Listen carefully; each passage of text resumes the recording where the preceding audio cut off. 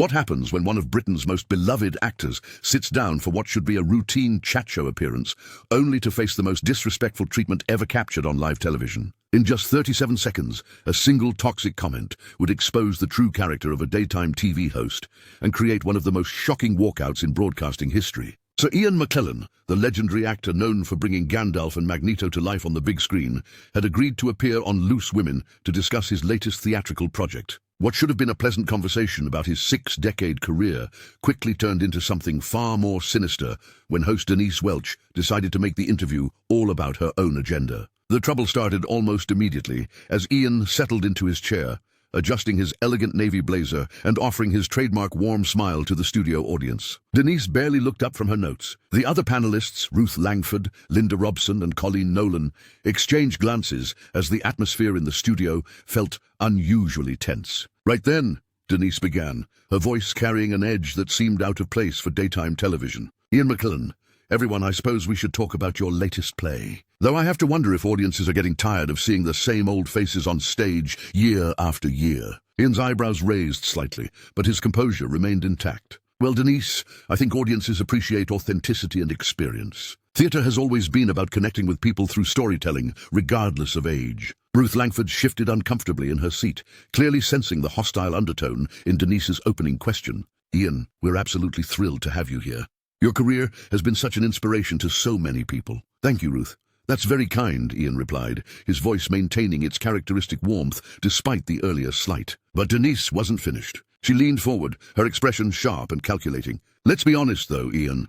Don't you think there comes a time when actors of your generation should step aside and make room for younger talent? I mean, how many times can audiences watch the same person play different versions of the same character? The studio fell silent. Even the camera operator seemed to freeze as the weight of Denise's words hung in the air. Linda Robson's mouth fell open in shock, while Colleen Nolan stared at Denise as if she couldn't believe what she just heard. Ian's smile faded, but his voice remained steady. I find that quite an interesting perspective, Denise. Are you suggesting that experience and craft are somehow less valuable than youth? Because in my understanding, the arts have always celebrated the wisdom that comes with a lifetime of dedication to one's craft. Oh, come on, Denise scoffed, waving her hand dismissively. Don't give me that profound actor nonsense. We all know you're just clinging to relevance. When was the last time you did anything that wasn't trading off your old successes? Ruth Langford's face went pale. Denise, I think we should focus on Ian's current work. No, Ruth, let her continue, Ian said calmly, though there was steel in his voice now. I'm curious to understand Denise's position on this matter. Are you suggesting that artists should simply retire once they reach a certain age? Should Judi Dench have stopped acting? Should Paul McCartney have stopped making music? Denise's eyes flashed with irritation at being challenged. That's different, and you know it. They're still relevant. But you're just repeating yourself over and over. How many times can you play the wise old man with a stick? The audience gasped audibly. Several people in the front row shook their heads in disapproval, while others looked genuinely uncomfortable with the direction the interview had taken. Colleen Nolan finally found her voice. Denise, I really think we should move on to something else. Why? Because St. Ian can't handle a bit of honest criticism. Denise shot back, her voice rising. This is exactly what's wrong with celebrity culture. Everyone's too afraid to ask the real questions. Ian's posture straightened, and for the first time a flash of anger crossed his features. Honest criticism. Is that what you call this? Because from where I'm sitting, it sounds more like poorly disguised ageism, wrapped up in the pretense of journalism. Ageism? Denise laughed harshly. Oh, that's rich. Play the victim card, why don't you? Maybe if you'd evolved as an actor, instead of coasting on past glories, we wouldn't be having this conversation. Linda Robson looked like she wanted to disappear into her chair. Can we please talk about something else? Ian, tell us about working with the young actors in your latest production. But Ian was no longer interested in deflecting. His decades of experience dealing with difficult people in the industry had taught him when to stand his ground. You know, Denise, I came here today expecting a civilized conversation about theatre and the arts. Instead, I find myself subjected to what can only be described as a personal attack, disguised as an interview. Personal attack? Denise's voice dripped with sarcasm. I'm just asking the questions that everyone else is too polite to ask. Maybe you should thank me for being honest, instead of getting defensive. The tension in the studio was now palpable. Crew members looked at each other nervously, unsure whether to intervene or let the car crash continue. The director's voice could be heard faintly through someone's earpiece, though the words were indistinct. Ruth Langford made another attempt to restore order. I think we all need to take a step back here. No, Ruth, Ian said firmly, his voice carrying the authority that had commanded stages around the world for decades. I think it's important that this conversation continues. Because what Denise is demonstrating here is a fundamental misunderstanding of what it means to be an artist, and frankly, what it means to be a decent human being. Denise's face flushed red with anger. Don't you dare lecture me about decency. You're the one who can't handle a bit of straight talk. Maybe that's the problem with your generation. Everything has to be wrapped up in cotton wool. Straight talk. Ian's eyebrows rose again, but this time there was no warmth in his expression. Is that what we're calling rudeness now? Because I have to tell you, Denise, I've been in this industry longer than you've been alive, and I've never encountered such unprofessional behavior from someone who claims to be a journalist. The studio audience began to murmur among themselves, clearly taking Ian's side in the escalating confrontation. Several people could be heard expressing their displeasure with Denise's approach. Colleen Nolan tried once more to intervene. Maybe we should go to a commercial break. Absolutely not, Denise snapped. Ian wants to have this conversation. So let's have it. Tell me, sir.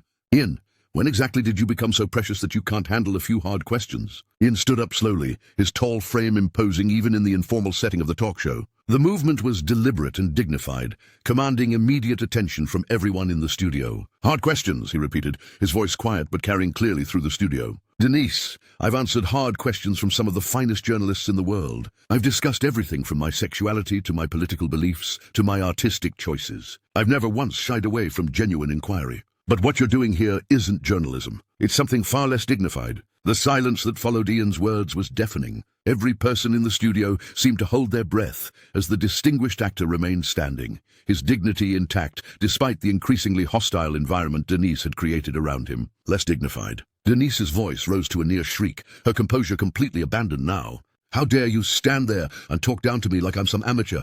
I've been doing this job for years and it shows, Ian replied quietly, the subtle barb hitting its mark with surgical precision. Linda Robson audibly gasped, while Ruth Langford looked like she was desperately trying to signal someone off camera to intervene. The studio audience was no longer trying to hide their reactions, with many shaking their heads openly at Denise's behavior. What's that supposed to mean? Denise demanded, rising from her own chair now, her face flushed with rage. Ian remained perfectly calm, his years of stage training evident in his controlled breathing and measured responses. It means, Denise, that experience should teach us not just how to ask questions, but how to treat our guests with basic human respect. Something you seem to have forgotten in your enthusiasm to create controversy. Controversy? You think this is about controversy? Denise's voice cracked with emotion, though whether from anger or something else was unclear. This is about accountability, about calling out people who think they're above criticism just because they have a title in front of their name. Colleen Nolan finally stood up as well, her maternal instincts clearly kicking in as she tried to position herself between the two combatants. Okay,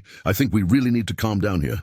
We're all professionals and we can discuss this like adults. Adults? Denise whirled on her colleague. Don't you start, Colleen. I'm sick of everyone tiptoeing around celebrities like they're made of glass. If Ian McKellen can't handle a bit of scrutiny, maybe he shouldn't be doing interviews. Ian's laugh was soft but carried a bitter edge. Scrutiny? Is that what you call personal attacks and aegis comments? Because I have to tell you, I faced scrutiny from critics far more accomplished than yourself, and they managed to do it without abandoning their professionalism. The barb hit home and Denise's face contorted with fury. Accomplished? You don't know anything about what I've accomplished. You sit there in your ivory tower collecting awards for playing dress-up, while real journalists like me actually ask the hard questions. Real journalists. Ruth Langford couldn't stay silent any longer. Denise, what you're doing right now isn't journalism. It's just cruel. Stay out of this, Ruth, Denise snapped, her voice venomous. You're all so busy protecting your precious guest that you can't see what's really happening here. Ian took a step closer to his chair, but instead of sitting down, he placed his hand on the back of it. A gesture that somehow managed to convey both his intention to leave and his willingness to continue the conversation if necessary. What I see happening here, Denise, is a host who seems more interested in attacking her guest than in conducting an interview. What I see is someone who appears to have confused cruelty with courage and aggression with journalism. The words were delivered with the precision of a master craftsman, each one carefully chosen for maximum impact. The studio audience erupted in scattered applause, clearly showing where their sympathies lay. Don't you dare, Denise hissed, pointing an accusatory finger at Ian. Don't you dare turn this around on me. You're the one who can't handle honest questions. You're the one who's being defensive and precious. Honest questions. Ian's voice remained steady, but there was steel beneath the silk. Now let me ask you an honest question, Denise. Do you genuinely believe that the way you've conducted yourself today represents the best of British television journalism? Do you think your colleagues here are proud of what they've witnessed? Linda Robson looked like she might cry. Ian, please don't judge all of us by, "Oh, I'm not Linda." Ian assured her, his voice softening slightly as he addressed the clearly distressed panelist. Your discomfort with this situation speaks very well of you, as does Ruth and Colleen's. But Denise seems determined to continue down this path. This path? Denise's voice was shrill now. You mean the path of asking real questions instead of lobbing softball compliments? God forbid someone should challenge the great Sir Ian McKellen. Challenge me? Ian's eyebrows rose. Denise, you haven't challenged me. You've simply been rude. There's a difference between challenging someone intellectually and attacking them personally. One is the mark of a skilled interviewer. The other is the refuge of someone who's run out of intelligent things to say. The studio fell silent again, the weight of Ian's words settling over everyone present. Even the crew members had stopped their bustling, transfixed by the unfolding drama. Denise's mouth opened and closed several times, as if she was struggling to find a response that wouldn't prove Ian's point. Finally, she found her voice again, though it was shakier now. You're twisting everything I say. That's what people like you do, isn't it? You use your fancy words and your posh accent to make everyone else look stupid. Ian shook his head slowly, a gesture that somehow managed to convey both sadness and disappointment. Denise, I'm not trying to make you look anything. I'm simply responding to the way you've chosen to conduct this interview. If you feel that reflects poorly on you, perhaps that should tell you something. There's nothing wrong with how I conduct interviews. Denise shot back, but her voice lacked the conviction it had carried earlier. I ask the questions other people are afraid to ask. Ruth Langford leaned forward, her voice gentle but firm. But Denise, there's a way to ask difficult questions without being hostile. Ian's done hundreds of interviews, and I've never seen him react like this to tough questions, because nobody asks him tough questions. Denise exploded. Everyone just fawns over him because he's Sir Ian McKellen. Well, I'm not impressed by titles or past achievements. I judge people by what they're doing now. And what exactly am I doing now that merits such treatment? Ian asked, his voice dangerously quiet. I came here to talk about a play I'm passionate about, to share my love of theatre with your audience. Instead, I find myself having to defend my right to continue working in the profession I've dedicated my life to. Colleen Nolan shook her head. This is getting out of hand. We should really stop this. No, Ian said firmly. I want to hear Denise's answer. I want to understand what I've done to deserve this treatment. Denise's face was flushed, her breathing rapid and shallow. You want to know what you've done? You've coasted for decades on the same few performances. You play the same character over and over, and everyone pretends it's brilliant because they're too scared to tell the truth. The studio audience gasped collectively, and several people could be heard expressing their outrage at Denise's words. Ian, however, remained perfectly calm. The same character? He asked, his voice carrying a note of genuine curiosity. Are you suggesting that Gandalf, Magneto, Richard III, and Lear are the same character? Because that would suggest a fundamental misunderstanding of both my work and the art of acting itself. Denise faltered, clearly realizing she'd overstepped even her own boundaries. That's not, I didn't mean. What did you mean, Denise? Ian pressed gently. Because it seems to me that you've made a series of statements that you can't support with facts. Is it possible that your real issue isn't with my work, but with something else entirely? The question hung in the air like a challenge, and for the first time since the interview began, Denise seemed at a loss for words. Her colleagues watched her with a mixture of concern and embarrassment, clearly wishing they could distance themselves from her behavior. The silence stretched on as Denise struggled to formulate a response that wouldn't further expose her complete lack of preparation or professional judgment. Her face cycled through various shades of red as she realized that Ian's calm, measured approach had effectively dismantled every one of her attacks. My issue, she finally managed, her voice now noticeably quieter, but still dripping with resentment, is with actors who think they're untouchable, who think they can just waltz on to shows like this and expect everyone to worship at their feet. Ian tilted his head slightly, studying her with the kind of analytical gaze he might reserve for a particularly challenging script. Denise, I have to ask, have you actually watched any of my recent work, or are you basing your criticisms on assumptions? The question was delivered with such genuine curiosity that it somehow made Denise's position even more untenable. Ruth Langford bit her lip, clearly recognizing that her colleague was about to be exposed as completely unprepared. I don't need to watch every single thing you've done to know, Denise began, but her voice trailed off as she realized how hollow that sounded. To know what exactly? Ian pressed gently. Because it seems to me that forming opinions about someone's work without actually examining that work is rather the opposite of journalism, isn't it? Linda Robson covered her face with her hands, unable to watch the professional car crash unfolding beside her. The studio audience had gone completely quiet, sensing that they were witnessing something unprecedented.